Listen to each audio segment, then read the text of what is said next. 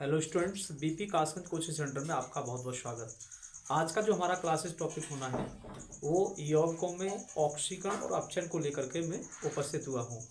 तो बहुत सारे बच्चों के दिमाग में ये फितूल बना रहता है कि ऑक्सीकरण आखिर है क्या या अपचयन है क्या। और मैं आपको बहुत अच्छी बात बता दूं बहुत स्पष्ट रूप से कि जो केमिस्ट्री में आपके जितने टॉपिक हैं, आज जितने भी आप पढ़ते हैं, चाहे आप ऑक्सीकरण पढ़ रहे हैं या अपचयन पढ़ रहे हैं, उन सभी के अंदर हम इन केमिस्ट्री के अंदर हम पदार्थों के विषय में ही ज्ञान प्राप्त करते हैं। और इससे पहले भी मैंने कई बार इस विषय पर भी मैंने चर्चा की है या बात की है।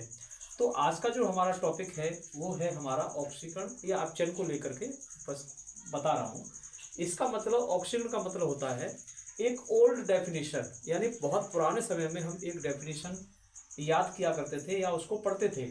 इसमें बताया गया कि जिस अभिक्रिया में किसी पदार्थ में ऑक्सीजन की वृद्धि हो, क्या हो, ऑक्सीजन की वृद्धि हो और हाइड्रोजन की कमी हो। यहाँ पर एग्जाम्पलों के माध्यम से मैंने यहाँ बताया गया है कि जैसे सोडियम है और ये हमारी ऑक्सीजन है, इसकी आपस में रिएक्शन कराई तो सोडियम ऑक्साइड बना। यहाँ पर आप देख रहे हैं कि Na2 के कितने परमाणु यहाँ पर 2 हैं, तो हमें यहाँ 2 भी करने पड़ेंगे। यहाँ 2 का हमने यहाँ मल्टीप्लाई कर दिया तो ऑक्सीजन कितना हो गया 2, तो हमें 2 का भी यहाँ ऑक्सीजन करना पड़ेगा। तो इसका मतलब Na2 कितना हो गया 4, तो हमें यहाँ Na कितना लगाना पड़ेगा, यहाँ पर 4 लगाने पड़ेंगे, तब ये रिएक्शन हमारी यानी लेफ्ट और राइट की दोनों तरफ की बराबर हो सकती है या हो जाएगी। अब इसमें ये देखा गया जो डेफिनेशन पुरानी है उसमें यह बताया गया कि या तो ऑक्सीजन जुड़े, देख रहे हैं ना, ऑक्सीजन जुड़े और इसमें से हाइड्रोजन की कमी हो।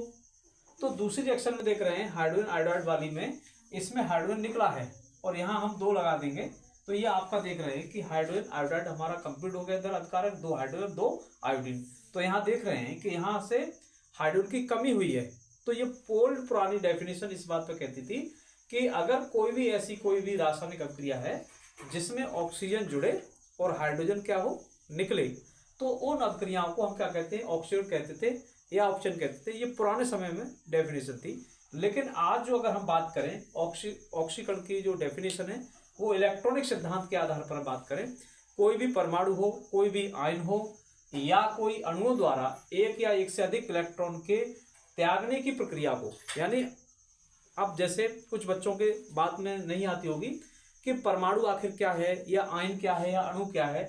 इसमें मैंने पिछले वाली जो वीडियो है उनमें मैं कई बात इसमें बात की है मैंने। तो इसमें देख रहे हैं कि यहाँ हमारा एक Na यानी सोडियम का परमाणु है हमारा, और Na जो होता है एक धातु होती है हमारी सोडियम, इसमें क्या करती है, इसका परमाणु क्रमांक 11 होता है, तो एक इलेक्ट्रॉन ये निकाल देती है। निकालने के पॉजिटिव इस पर चार्ज कैसा आ रहा है, धनात्मक आ रहा है, एक इलेक्ट्रॉन इसमें निकला हुआ है। ये परमाणु के विषय बात की। यहाँ पर देख रहे हैं Fe+22 लिखा है, ये आयन है हमारा, क्या है, अगर कोई भी तत्व जो होता है वो अपने बाहरी कोश से एक या एक से अधिक इलेक्ट्रॉन निकाल देता है तो वो आयन के रूप में आ जाता है। तो यहाँ पर आप देख रहे हैं Fe आयन के रूप में है और ये एक इलेक्ट्रॉन और निकाला है अपने बाहरी कोश से। तो ऐसी कंडीशन में देख रहे हैं कि यहाँ पर अभी चार्ज कितना था, 2 की घात का था, जब इसने एक इलेक्ट्रॉन निकाल दिया तो कितने का आ गया, 3 का आ गया। बात समझ पा रहे हो। तो इसके अंदर क्या हो रहा है, ऑक्सीकरण हो रहा है। ऐसी तरीके से यहाँ पर ये हमारा आयन है, ये भी आयन है। जैसे ये क्या कर रहा है, यहाँ पर आयोडीन है ये, और ये अपना एक इलेक्ट्रॉन जितने इसने निकाले थे वो इसमें क्या कर रहा है कि ये दोनों आयन हैं, ये निकाल रहा है। निकालने की पोजीशन पर देख रहे हैं ये 2 इलेक्ट्रॉन इन्होंने निकाल दिए। अपचयन की बात करें, परमाणुओं या आयनों या अणुओं द्वारा एक या एक से अधिक इलेक्ट्रॉन के जुड़ने की प्रक्रिया को हम क्या कहते हैं, अपचयन कहते हैं। तो ऐसे कुछ तत्व होते हैं या ऐसे कुछ परमाणु या अणु होते हैं, आयन होते हैं जो इलेक्ट्रॉनों को अपने में जोड़ते हैं। किसका काम करते हैं, जोड़ने का काम करते हैं। जैसे यहाँ पर देख रहे हैं Cl2 है, ये क्लोरीन गैस होती है हमारी। क्लोरीन का परमाणु क्रमांक कितना होता है जानते हैं आप, क्लोरीन का होता है 17। कितना होता है, 17। ये होता है 2,8,7 होता है। तो इसके बाहरी कोश में कितने इलेक्ट्रॉन है, यहाँ पर 7 है।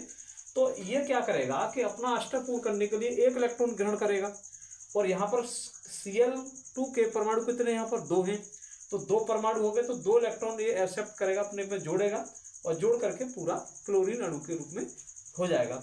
ऐसे यहाँ पर देख रहे हैं Fe, इस वक्त +3 की घात है, या एक इलेक्ट्रॉन और मतलब इसमें से ले लिया तो ये निकाल रहा है इलेक्ट्रॉन और यहाँ पर आपका इस तरीके से देख रहे हैं 2 पॉजिटिव की घात आ गई। तो हम मोस्टली तरीके से जो डेफिनेशन पढ़ेंगे आप ऑक्सीकरण अपचन की, वो इलेक्ट्रॉनिक सिद्धांत के आधार पर पढ़े। कोई भी परमाणु या कोई भी अणु या आयन जो अपने बाहरी कोश से एक या एक से अधिक इलेक्ट्रॉन निकालने का कार्य करता है, वह क्या कहता है, हमारा ऑक्सीकरण कहलाता है। और इसमें अपचन में क्या कर दिए, इसका उल्टा कर दीजिए।